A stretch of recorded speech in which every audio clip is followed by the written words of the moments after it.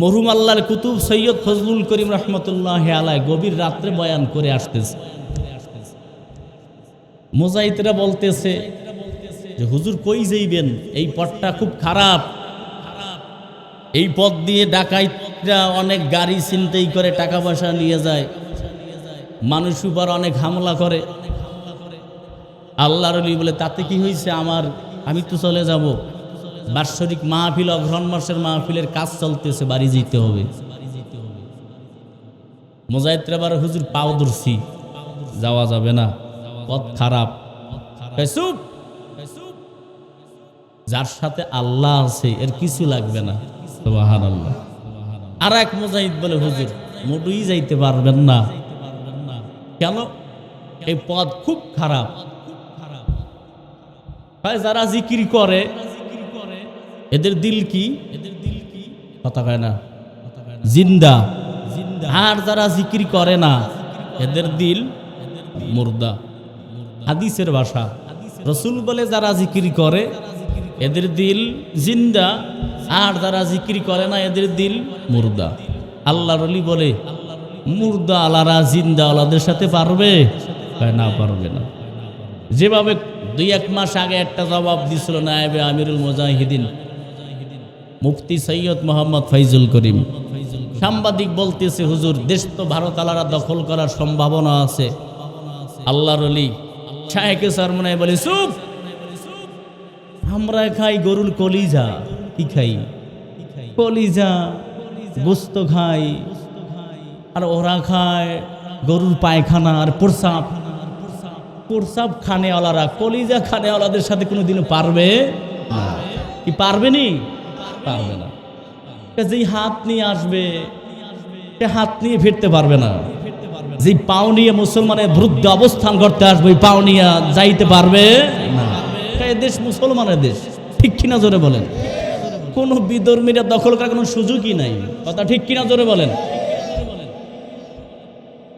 আল্লাহর ওলি বলে তোমরা গিয়ে ঘুমাও, ড্রাইভার কে বলে ড্রাইভার গাড়ি স্টার্ট করো।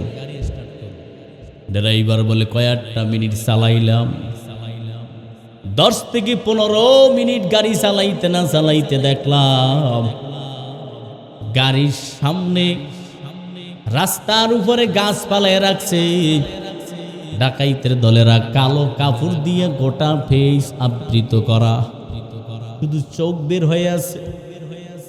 ড্রাইভার বলে হুজুর সামনে তো বিপদ, যেখানে বিপদ সেখানে গাড়ি ব্রেক কর। আল্লাহু আকবার বলেন। যেখানে বিপদ সেখানে গাড়ি ব্রেক করে দাও।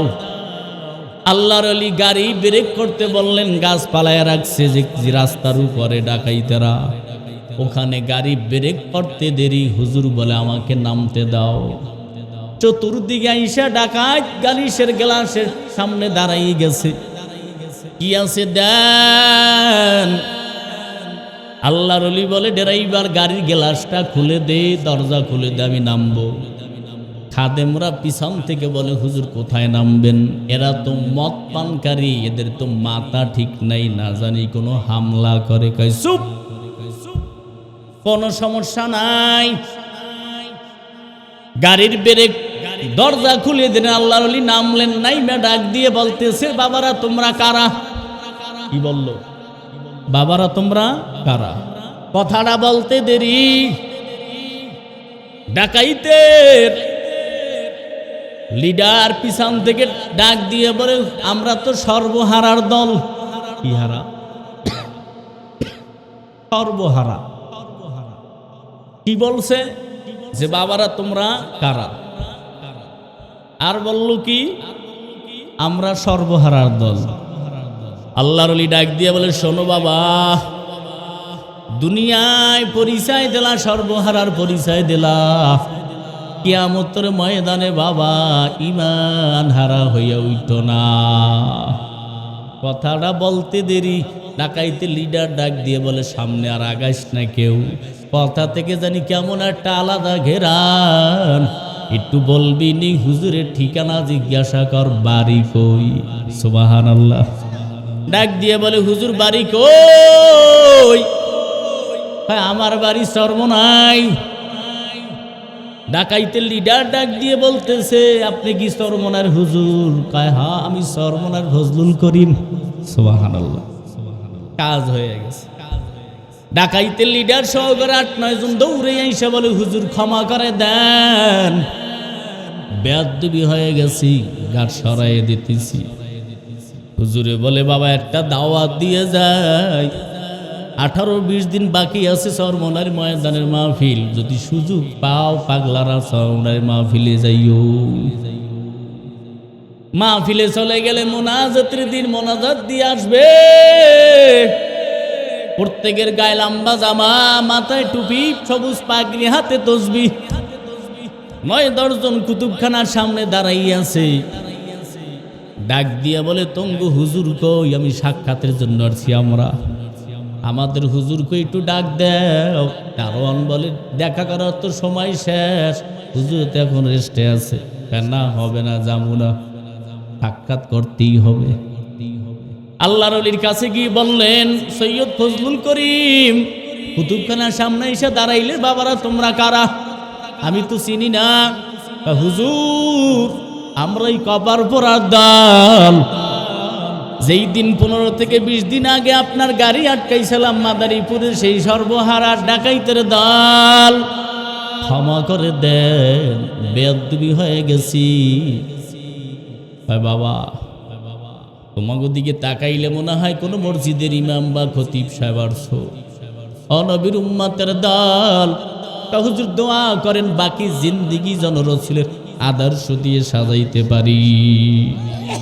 ও নবীর উম্মতের দল, ও এলাকার যুবক, তুমি আটরশি যাও, দেওয়ানবাগ যাও, কুতুববাগ যাও, রাজারবাগ যাও, আমি তোমারে নিষেধ করি না।